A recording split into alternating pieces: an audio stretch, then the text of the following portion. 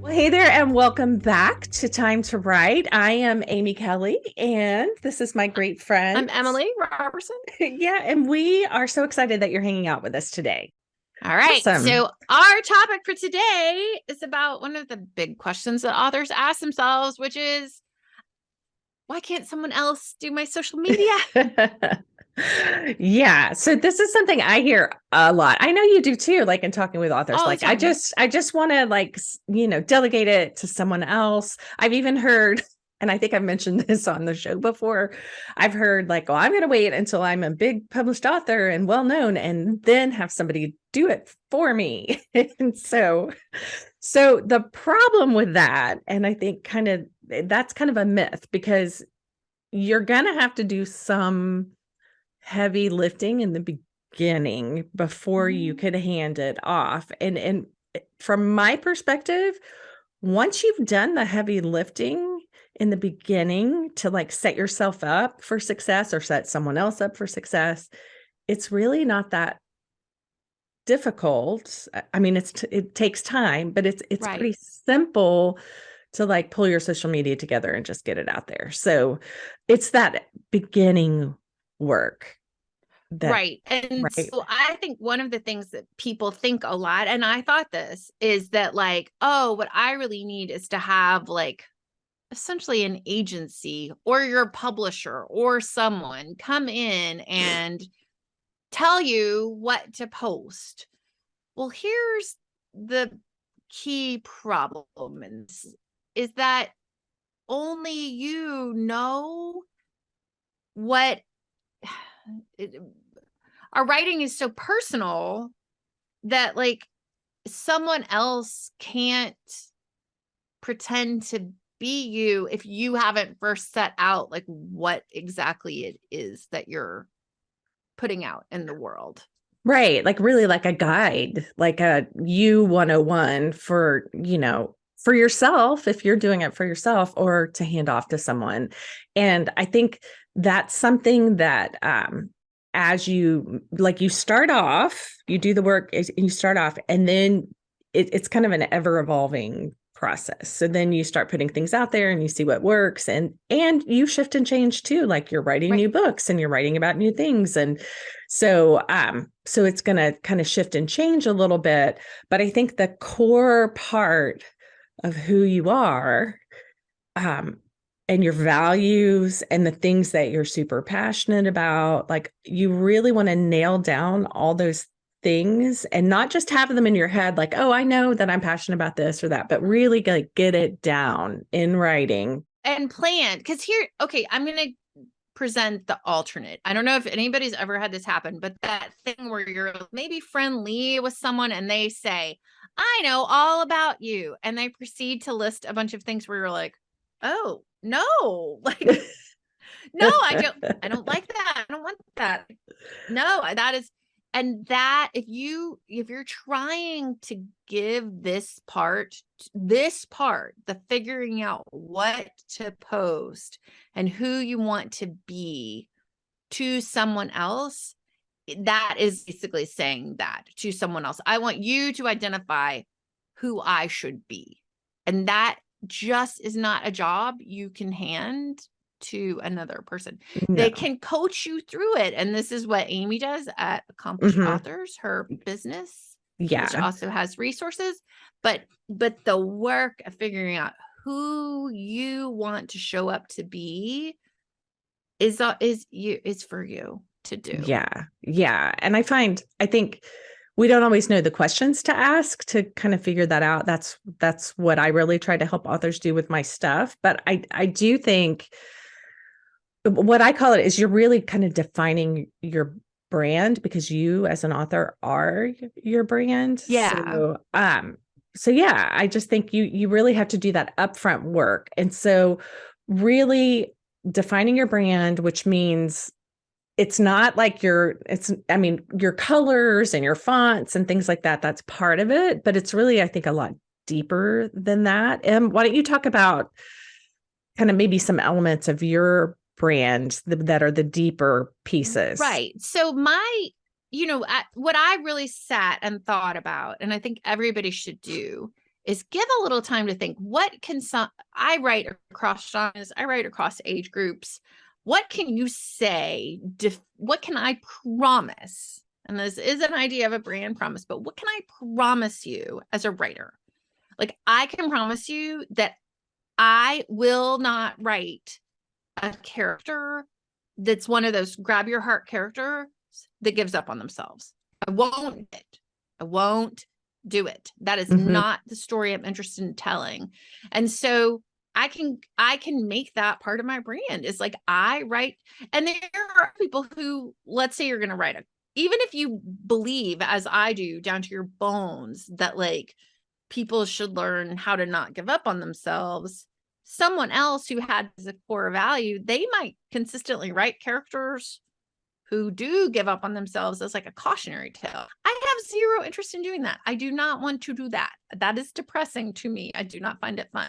And so what does it mean to say, I'm going to write characters who don't give up on themselves? Well, one of them is just saying it, like just talking about that as part of your social media. The other is think about what are the ways that that is embodied in the world.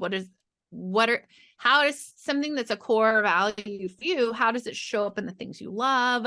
How does it show? Like, I love stories of like, I am always a sucker for a person finding themselves story. Give me an ugly duckling every day. Give me a sequence where someone finds themselves and, goes out in the world and rocks it. Like, I love those. So I would say, like, just listening to you talk about that, what I would expect to see on your social media would be things like maybe a TBR stack with books that are that kind of genre and have that theme in them, or even cute little like repost memes or quotes or whatever that are I can see like some kind of sassy little comment, meme kind of thing, like those kinds of things. So you're supporting that idea of who you are. You're showing people who you are, right, with what you're posting. Right. Yeah, absolutely. And you're giving people a sense about what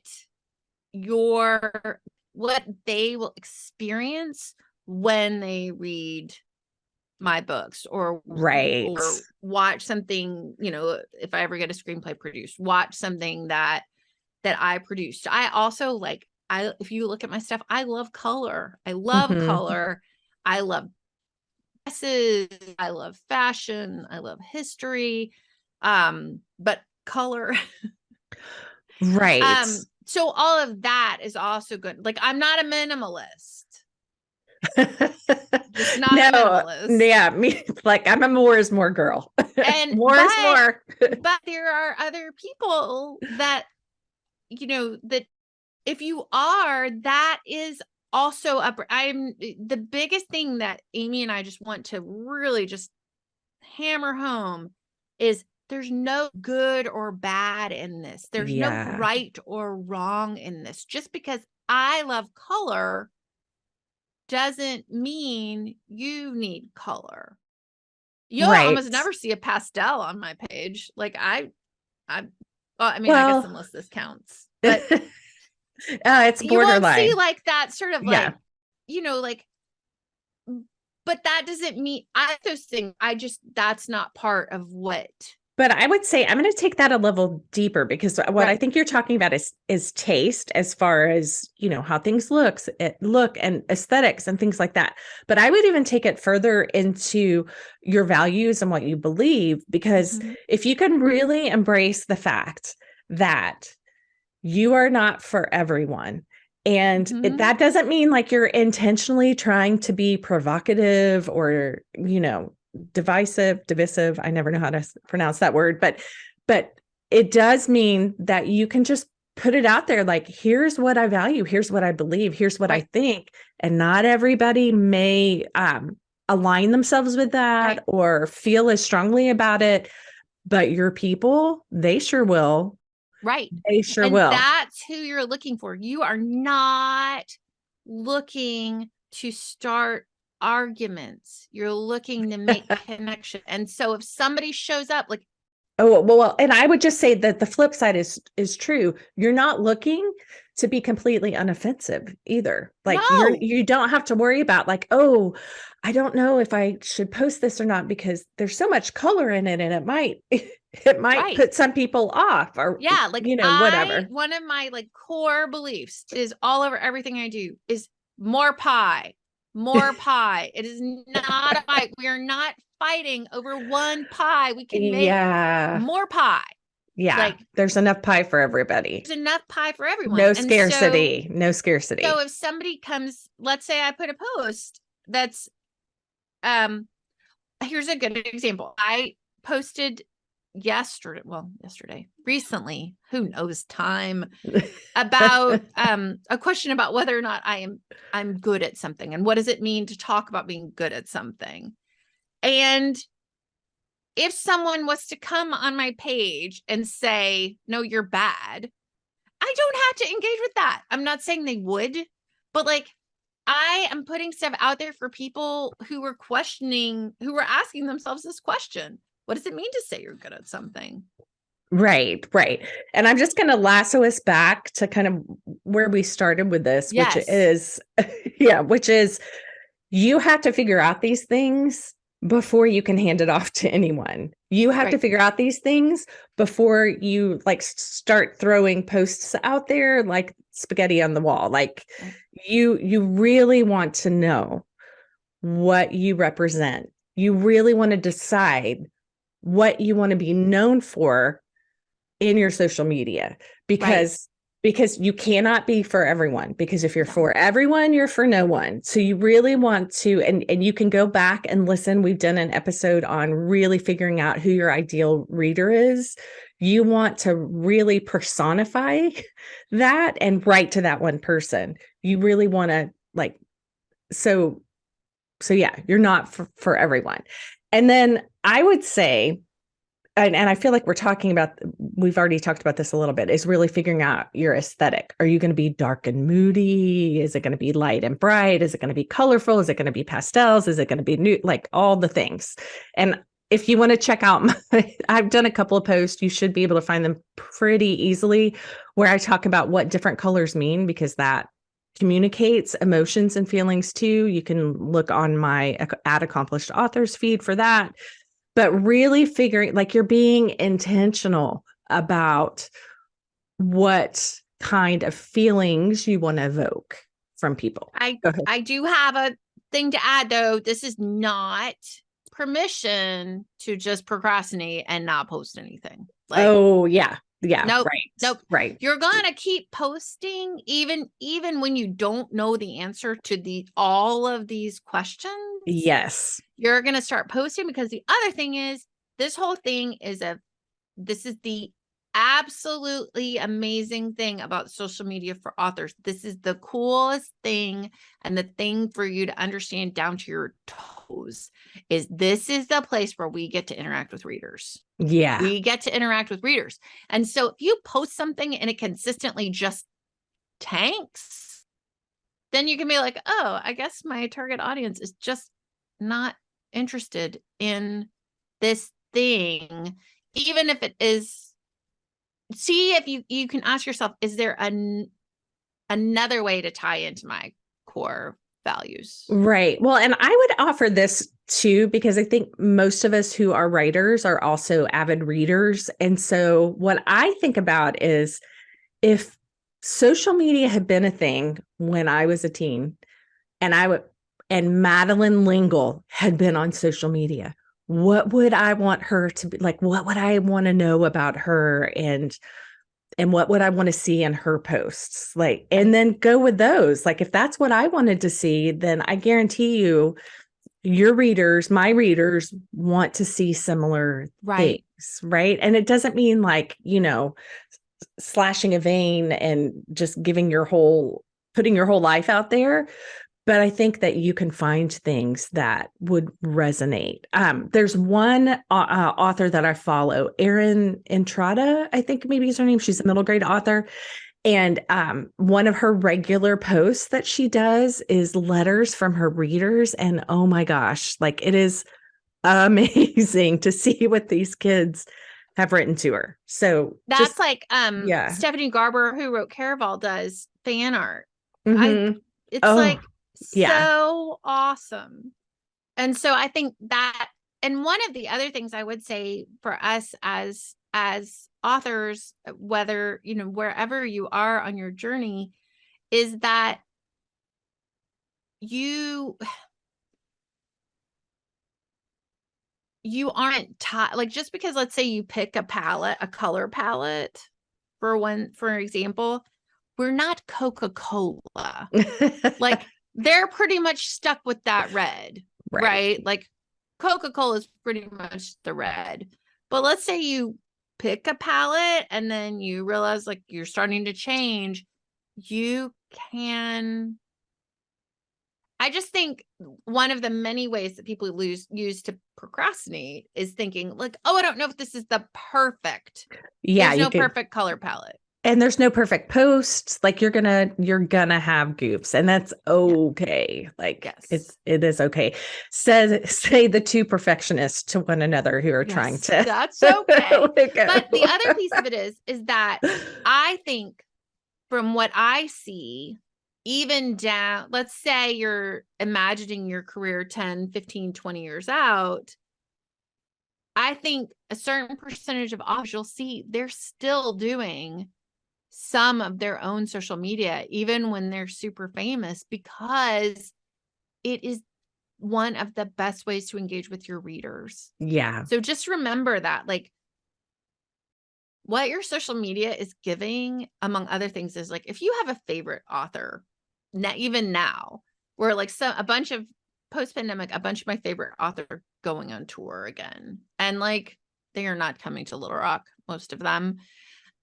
And what social media gives me is like a chance to see them, even though I can't really be there in person. So I think, just think about that too, is like, what you're continuing, it gives you a tool to connect with your readers who couldn't see you in person. Right. And then the last point I think I would make is you really want to know enough with your social media stuff to be dangerous. You really want to know how it works.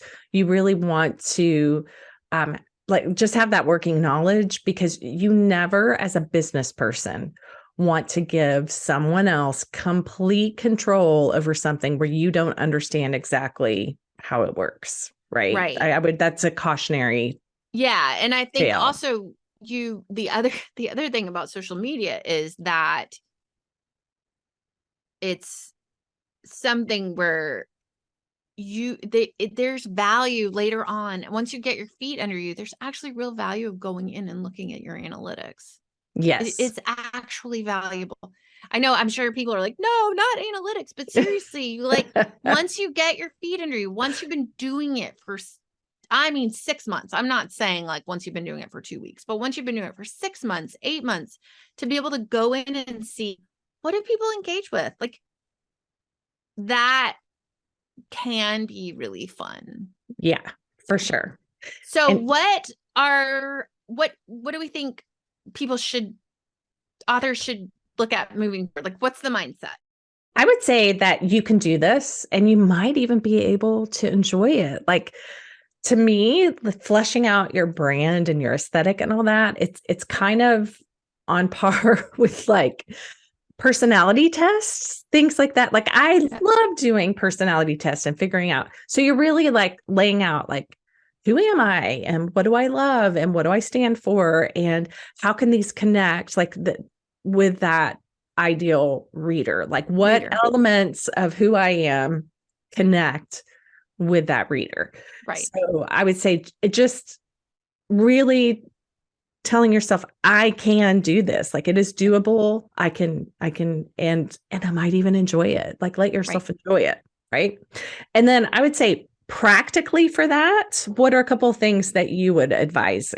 I would advise, and I think also one of the practical things is, if going to work on the color palettes sounds really fun to you, go to that. If going to work on topics sounds really fun to you, go to that. Like, go towards the thing that seems the most fun, not the thing that seems the hardest. So if you hear me saying, find what's fun, and you're like, there's nothing fun about this. Okay, take a deep breath, because there has to be something that you can find that is fun for you. And that will be your window in. Because, for example, lip syncing to the TikToks, like, I think that's hilarious. Like, and I know lots of people hate the filters. I love the filters. I think they're great. Like, they totally tickle me. So that's an example. So see if you can find 3 to 5 things that you can consistently talk about, that you're excited to talk about, and that might connect with your readers. So that's the practical. So what's next, Amy? I would say just think about the story that you want to tell about yourself, about your work, about how you want to connect with your readers. Just really think about the journey that you're taking them on with your social media. And I don't remember if we've talked about this a whole lot before, so I'll just throw it out here now. But really, when you look at kind of traditional marketing and look at your reader journey, it would be like giving them an awareness of you. It would be them considering your work, them making the decision to buy your book or books, and them becoming loyal fans who are going to buy every single thing that you ever put out there. And then the last one would be where we want our people to get to is advocacy, where they're not just buying every book that you've made, they're telling everyone they know about your book. Because word of mouth is so powerful, especially now with social media. Right. It's the key thing. Yeah. Yeah. Right. Okay. And before we go, Amy Kelly. Yes. Reading anything that's changing your life right now? Or have you in the past? I am reading a book right now that is, hang on, I will find the title of it. I got it from the library. Guys, I don't know if your library has like an e-reader, like where you can check out ebooks, but I love it. So I'm reading Don't Believe Everything You Think, Why Your Thinking is the Beginning and End of Suffering. And it is by Joseph Nguyen. And it's been really cool. Like, it's been very interesting. So I should totally read that. Yeah. My new project is set in the 20s, and I am rereading a book that I had read before called Everyone Behaves Badly, or Everyone Behaved Badly, one or the other, by Leslie Bloom, I think. Anyway, it's all about the writing of The Sun Also Rises, and it's really, really good. So, fun. Very fun. The Sun Also Rises. Okay. All right, friends. Thanks for hanging out, and we will see you next time on Time to Write. Time to Write. Bye. Oh, we have a Patreon. Bye. We'd love for you to check it out. We have a Patreon. You can link to it right underneath where you've tapped on listening to this episode. All right. Thanks, friends. Right. Bye. Bye. Thanks so much for being with us today.